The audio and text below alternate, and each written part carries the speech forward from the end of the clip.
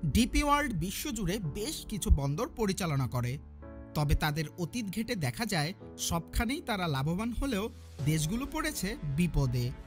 এই যেমন জিবুতি প্রথমে তাদেরকে বন্দর পরিচালনা করার দায়িত্ব দেয়, কিন্তু পরেই সেই চুক্তি বাতিল করে, কারণ তারা দেশের স্বার্থ রক্ষা করতে পারছিল না। শ্রীলঙ্কার হাম্বানটোটাও চীনের হাতে তুলে দিয়ে এখন তারা প্রায় ৯৯ বছরের ইজারায় দেশীয় নিয়ন্ত্রণ হারিয়েই ফেলছে।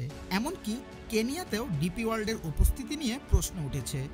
বিদেশি কোম্পানির লক্ষ্য থাকে সাধারণত তাদের মুনাফা অর্জন, কিন্তু আমাদের জাতীয় নিরাপত্তা, শ্রমিক স্বার্থ ও ভবিষ্যৎ প্রজন্ম এসব তাদের অগ্রাধিকার থাকে না, এটাই বেশিরভাগ সময় প্রমাণিত হয়েছে। আমরা যদি আধুনিক বন্দর চাই, তাহলে কি আমাদের নিজেদের কিছু করার নেই? অবশ্যই আছে। এই যেমন প্রথমত বন্দরের প্রক্রিয়াগুলো ডিজিটালাইজ করতে হবে, বিশেষ করে কাস্টমস, স্ক্যানিং ও শুল্ক ব্যবস্থা।